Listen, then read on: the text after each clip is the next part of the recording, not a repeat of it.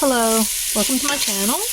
I'm cooking a Korean seaweed soup called nukku,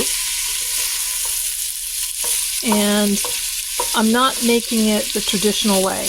I also buy whole briskets from Costco. I don't trim the fat because I'm trying to do a carnivore high-fat diet most of the time. And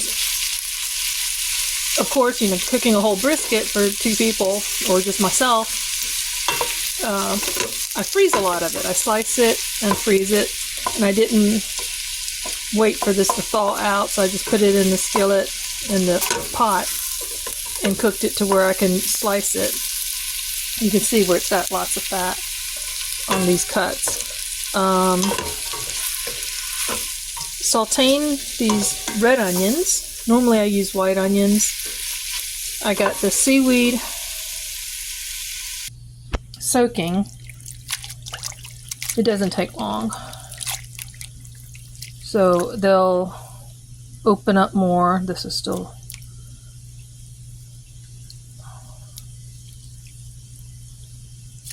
And sometimes there can be sand. This brand that I'm using now, I'm not getting much sand, but they'll all, you just keep working with it, and the sand will go to the bottom.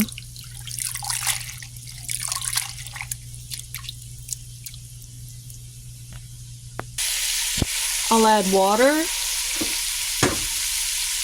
and this would make a nice broth all on its own. I'll add some garlic, salt, seasonings. And this right here will make a nice broth by itself, but I'll add, I freeze dry my own bone broth. But you can use your own bone broth or freeze your own broth or have it freshly made.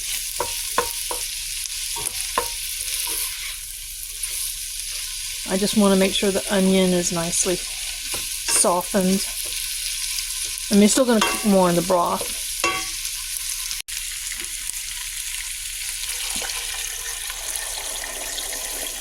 I'm going to add more water to it after I add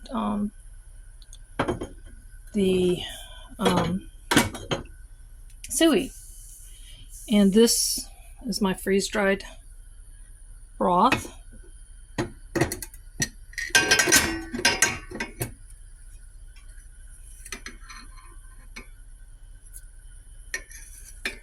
And when I make my broths, I add bay leaves. That's it. I don't season it. I don't salt or anything. If I'm doing like the rotisserie chicken, the skin has a lot of seasonings on it already.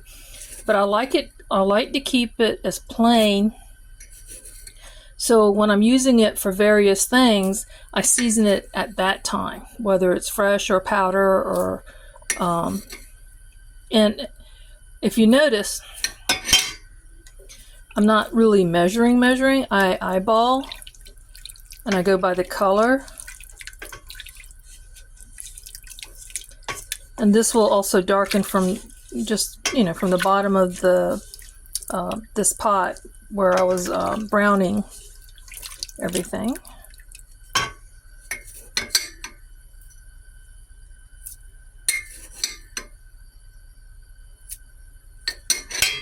And you do it to taste. Later, if I taste it and I feel like it needs more, I can add more. And it's always easier to go under because you can't remove it. First, see? And it's going to have a nice layer of fat because, like I said, I didn't trim any of the fat off the brisket. And I'm not getting enough fat in my diet. So you do you. I'm showing you what I do, and this is a simple thing with leftover meat. You could do this with the roast, and or a leftover steak if you ever have that. So I strained the seaweed and added all that garlic, and you can see very more stew than soup consistency at this point. So I do need to add more water. But you make it however thick you want. I hadn't salted it yet.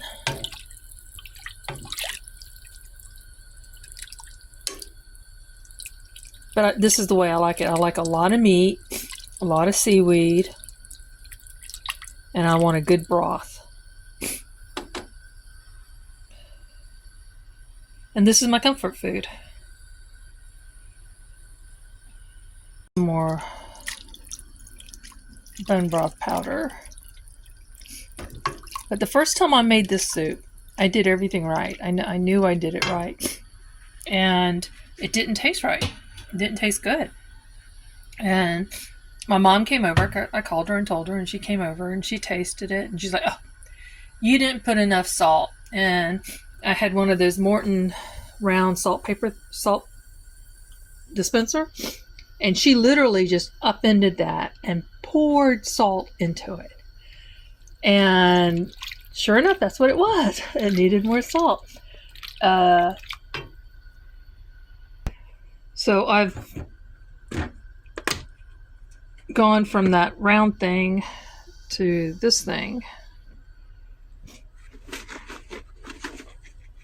And kosher salt is just plain salt. There's nothing else in that salt. There's no anticoagulants or whatever that they have in regular table salt to keep it from becoming a brick. When I fix myself a bowl, I'll put some pepper, hot pepper, or eat this with some kimchi. So, you know, you don't need other stuff. But that's it. Let me give it a little taste. Yep. It's good. Now, if you do put too much salt, you can put a potato and let it cook with the potato in there. And that potato likes the salt, and it'll take in more salt. So you'll end up with a salty boiled potato at the end of it, peeled, of course. So, but otherwise, I think it's spot on right now. Thanks for joining me. Be a blessing and be blessed.